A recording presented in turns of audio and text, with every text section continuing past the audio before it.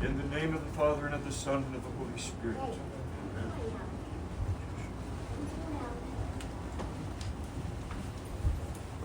This gospel is perfect, brothers and sisters, for illuminating the topic of the last Sundays on the body. Because here we see the exact relationship between the body and the soul in this gospel itself. This is from the 17th chapter of Matthew, 14th verse. At that time there came to Jesus a certain man,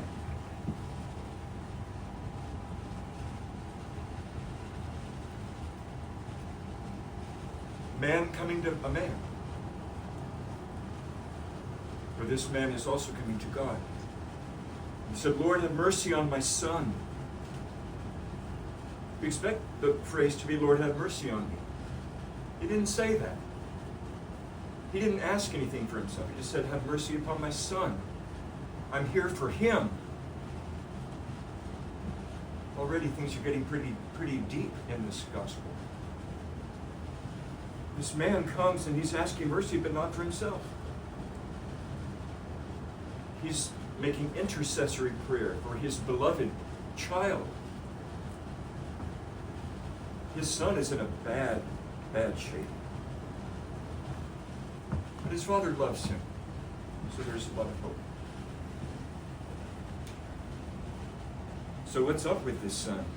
He is a lunatic. Old-fashioned language, now we'd say he has a mental illness. And sore vexed. In other words, he's got symptoms big time. For oftentimes he falleth into the fire, and oft into the water. These are two opposites, fire and water. So what he's doing, he's pinging back and forth. I say this is pinging between extremes. He's alternating between opposites. We pretty much are supposed to travel on a straight path to the kingdom. Not him. He's going way over here, then way over this.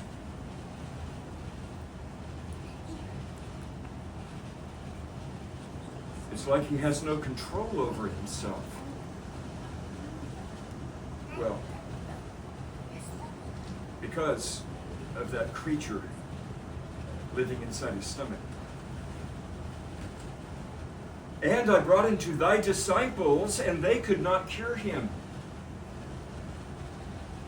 They failed. The holy apostles, no, they failed big time. They could not do this work. And Christ had already told them that I'll send you out, and then, demons will be subject to your name. So what went wrong? Well, let's look deeper.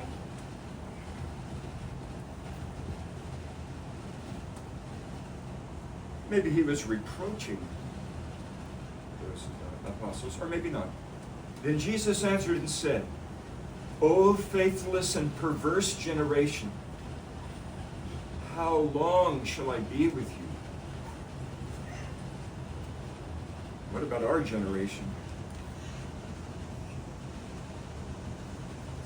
They were people that had religion but not faith. They were people that had the law, but they did not have the Spirit.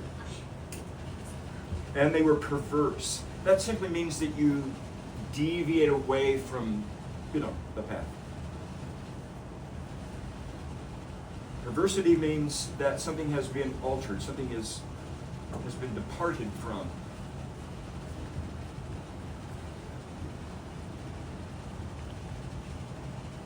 How long shall I be with you? How long shall I suffer you? That is, how long am I going to put up with you guys?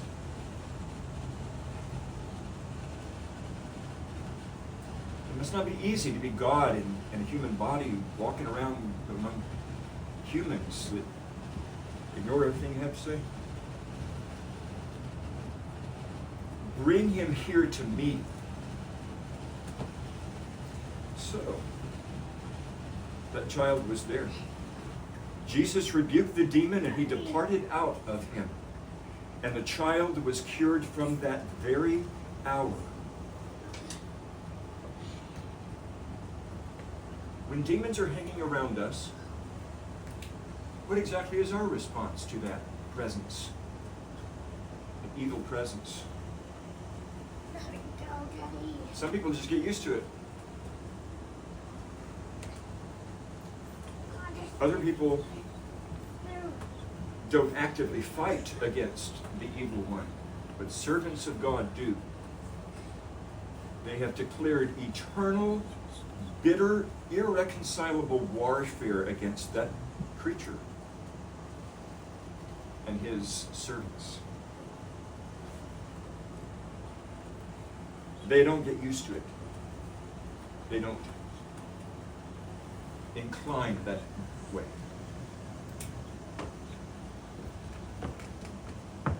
The child was cured from that very hour. This also brings up a very interesting point. We tend to think of demonic possession as one of the worst things that can happen to you. But it's not. Sin is worse than demonic possession. I'll tell you why. Because when you die, your body goes into the grave. There's nothing for that demon to inhabit. It is gone. There's no more demonic possession when you die. You're liberated from that. It is never going to bother you again. Sin, though. Sin, though. If not repented for, when you die, it's with you. And it goes with you into the next life and for eternity. Sin is much worse than demonic possession. And by the way, not everybody who gets possessed by a demon is a bad person. Sometimes it's for all different kinds of reasons. There was even a saint who was there. He was so sorry for this guy possessed by a demon. He said, God, I'm so sorry. Look how he's suffering. Can you just make that demon go like from him into me? I'll suffer. I want him to suffer. I'll do it for him. And God granted this prayer. So, demonic possession is not always an indication of a sinful state on the victim's part, but mostly, or usually, though, somebody does something to open the door to demonic possession.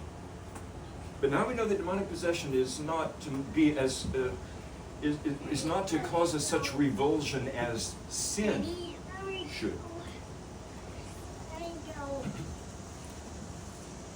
Then the disciples came to Jesus apart, privately. Maybe they were embarrassed at their failure and said, why could not we cast him out? Especially since you already gave us that authority, that power. The answer has to do with the body and the soul. Jesus said unto them, because of your unbelief. You do have belief, but it's not, you have faith, but it's not strong enough. And what about us when we can't seem to have the strong faith that we thought we had? Well, that's when we have to pray a prayer to receive more faith. It's like the man, another man with another son. He said, Lord, I believe, help my unbelief. I do believe, but it's so shaky. Make my faith strong. Make my faith unassailable. Make my faith watertight. We can pray for an increase of our faith because it's a divine gift. Faith only comes as a gift from God. We can't create it ourselves. Okay, so the apostles didn't have enough faith. They had been given the authority, but maybe they didn't believe in the authority that they had been given. And Jesus said unto them, for verily I say unto you, if you have faith as a grain of mustard seed, tiny little seed, think of like a little sesame seed or something. You shall say unto this mountain, remove hence to yonder place, and it shall remove. That is, modern English, it shall move. It will relocate. That mountain will relocate if you tell it to and you have faith. This has great application for our spiritual life, by the way. But I would point out one thing about moving mountains. They can also be moved one stone at a time.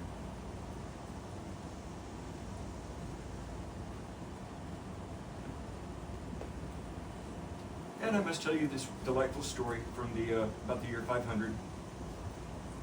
St. Mark of Libya. And he was an ascetic, living the true ascetic life in the desert of Libya.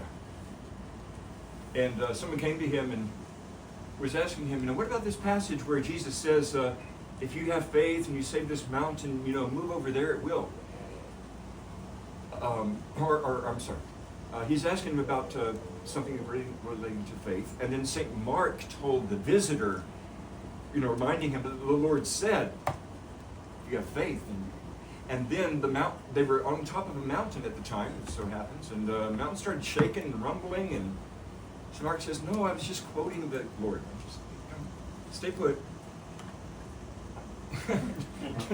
The mountain's like, I'm ready to move here. Where do you want me to go?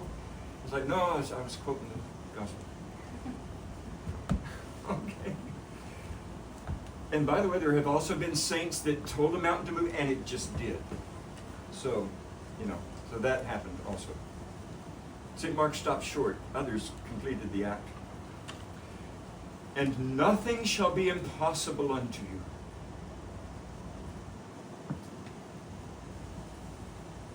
Wow. Nothing shall be impossible unto you. But here we were thinking, I'm stuck in my sins. I can't ever get out of them. I can't conquer this ugly habit.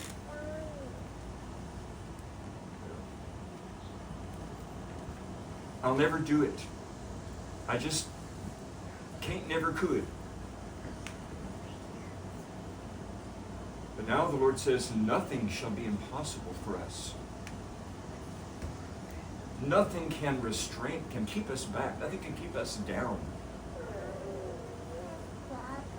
You've seen the persecutions of past ages. They could not keep any of those Christians down. Nothing shall be impossible. Of course, if you're so filled with God, then the things that you want to do would not, how can I say this? Like we don't like test this out by, saying, okay, well, what about this one, God? Because when you're so filled with God, what you want is whatever pleases God. And that's going to happen. No sin is beyond being defeated. No enemy of a Christian soul need prevail over that Christian. We often realize that demons can put a hurt on us. They can really do a number on us. We also have ways to hurt them.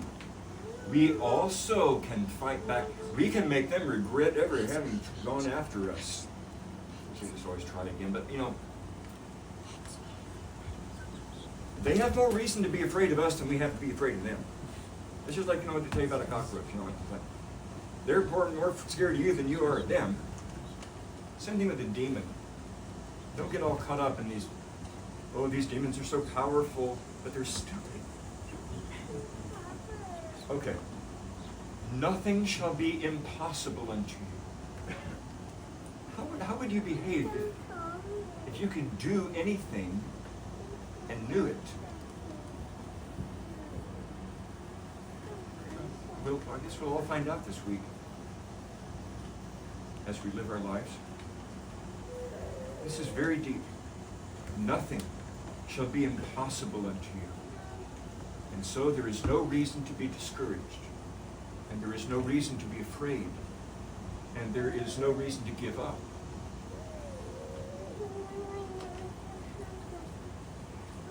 Howbeit, however, this kind of demon it's not just your ordinarily garden variety demon. Goeth not out but by prayer and fasting. The prayer will strengthen the soul of an apostle enough to cast it out, and the fasting will give the body the integrity to successfully work with the soul in this spiritual labor. You think of an exorcism. The bishop doing the exorcism is doing physical things and spiritual things all together. And now we have entered into the Dormition fast. So now we can be successful against that kind of demon. Oh, but I forgot, nobody keeps the fast and nobody obeys that.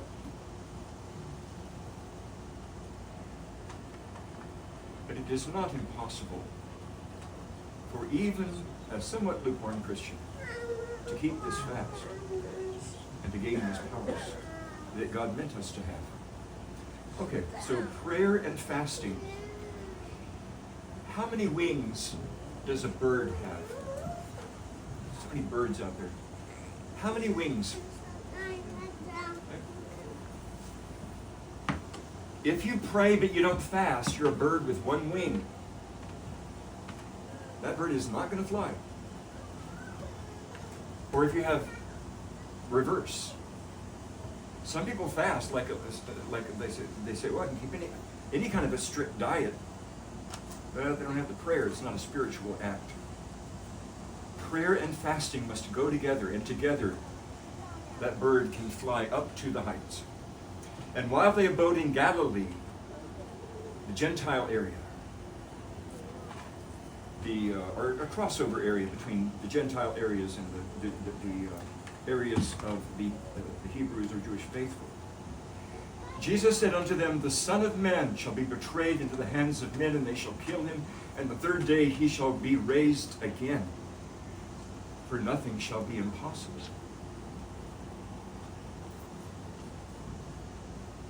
He shall give his soul for us on the cross, and also his body. His physical sufferings on the cross cleanse our body. So, this gospel actually ends up in the resurrection, in the crucifixion, in the resurrection. So what has this gospel taught us today? There was a man who came to Jesus for his son. We must go to God for our family members. Don't give up on them. For God does not. And then finally, that if you're affected, if you're being impacted by demonic presences and influences, you're going to be going from extremes to extremes. But the Lord has taught us the straight path, right down the middle. Not too much to the left, not too much to the right. Temptations on the left are like, break the fast. Temptations on the right are keep the fast and be so proud of it. Which one is worse? I don't know. Maybe that one is worse. Okay. Then, but the Lord has, sometimes we frustrate him, but he will always remain with us. He shall always be with us. And the answer to Christ's question, how long shall I be with you, is forever. And how long shall I suffer you, without end. That the clergy of the church can have spiritual powers given to them by God and still fail. This certainly does happen. So we must all support each other, work together in this spiritual war that is, it's a war. Okay. And that if we have faith, just a little bit, but like pure faith. St. Mary of Egypt just had a little bit of faith She just wanted to go inside that room and see that cross. When she got in the boat for the wrong reasons, but when she showed up in Jerusalem, all of a sudden she had a little bit of faith like a grain of mustard seed. And that tree is lofty in the heavens. So, and if we lack faith, we can ask for more from the one who gives it to all souls. And that we can move mountains. But be careful what you ask for. You know. We don't want to ask for unwise things, because we might get them. And that nothing is impossible to those who have God on their side. And that our God is one who was willing to go on this cross. And he did not have to. But just as the man came out of love for his son, the Son of God came to this earth out of love for us, his children. He was willing to suffer for us. How much are we willing to do for him? Let us prepare our souls to be wise in the teachings of the church, to give the body and the soul each what they require, and to be filled with faith and the power that comes with faith. Power over the devil, power over all the things that happen to us in this life, but mainly power over the sins. More to be feared than demons, the sins which might keep us from the kingdom. But being cleansed of all sins, and we follow him through the cross into the heavens. To him be glory and praise unto ages of ages.